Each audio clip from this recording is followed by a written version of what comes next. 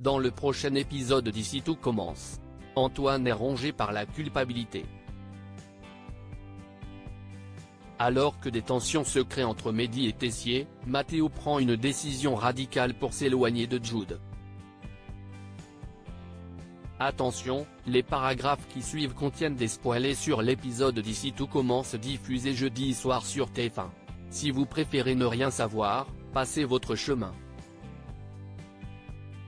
Jeudi 21 mars dans Ici tout commence. Matteo n'assume pas son homosexualité chez Léonine, Matteo est distant avec Jude.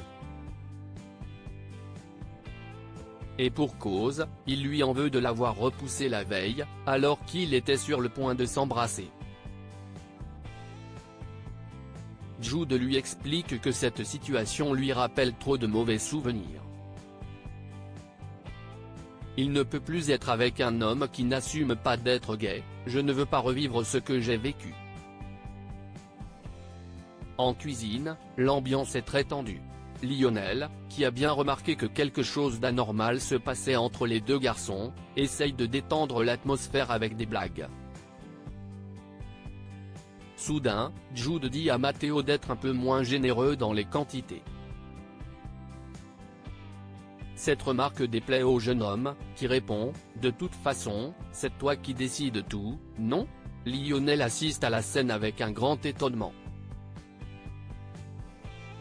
Quelques minutes plus tard, Lionel demande à Jude des explications. Il a compris que Matteo lui avait avoué son homosexualité et qu'il n'assumait pas son orientation sexuelle.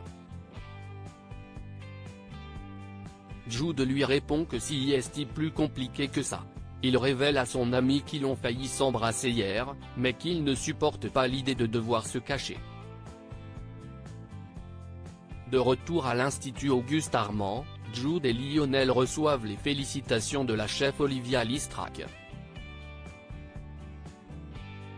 Toutefois, elle a une mauvaise nouvelle à leur annoncer, Matteo a décidé d'arrêter leur collaboration. Jude et Lionel sont sous le choc, d'autant plus que cette décision risque de poser un problème pour leur évaluation avec Rose Latour. Jude informe la chef qu'ils vont s'expliquer avec Matteo et trouver une solution.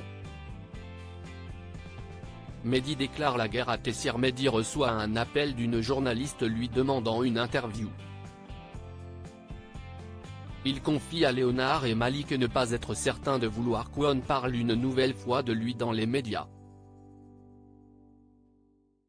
Et pour cause, il ne veut pas voler la vedette à Hortense. Les deux garçons lui conseillent de ne pas louper cette opportunité. Plus tard, Lionel et Malik présentent à Hortense une recette qu'ils ont revisitée, avec l'accord de Mehdi. Elle s'énerve en découvrant que Mehdi a pris cette décision sans lui en parler. C'est qui la chef de cette brigade? Si vous avez un doute, c'est à moi que vous vous adressez, pas au chef pâtissier. Puis, elle s'en prend à Mehdi, Tessier avait raison, je n'ai jamais vu quelqu'un avec autant d'ego que toi. Mehdi demande des explications à Tessier. Ce dernier lui répond avoir dit à Hortense de ne pas se laisser bouffer par lui. Puis, le directeur de l'institut ajoute « Tu veux les projecteurs sur toi? Trouve ton propre projet et arrête de vampiriser celui de ta femme. » Finalement, Mehdi accepte de répondre à l'interview de la journaliste. Il vante les mérites de son épouse, la chef Hortense Rochemont. La journaliste lui demande s'il considère toujours le chef Tessier comme son mentor, et Mehdi répond que si est désormais un bon directeur, et ajoute « C'est ce qu'il fait de mieux ». Léonard, qui assiste à l'échange, dit à Mehdi qu'il s'est peut-être un peu trop lâché sur Tessier.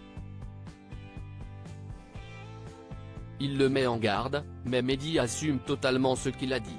Antoine a commis une erreur. Yann est convoqué dans le bureau d'Emmanuel Tessier.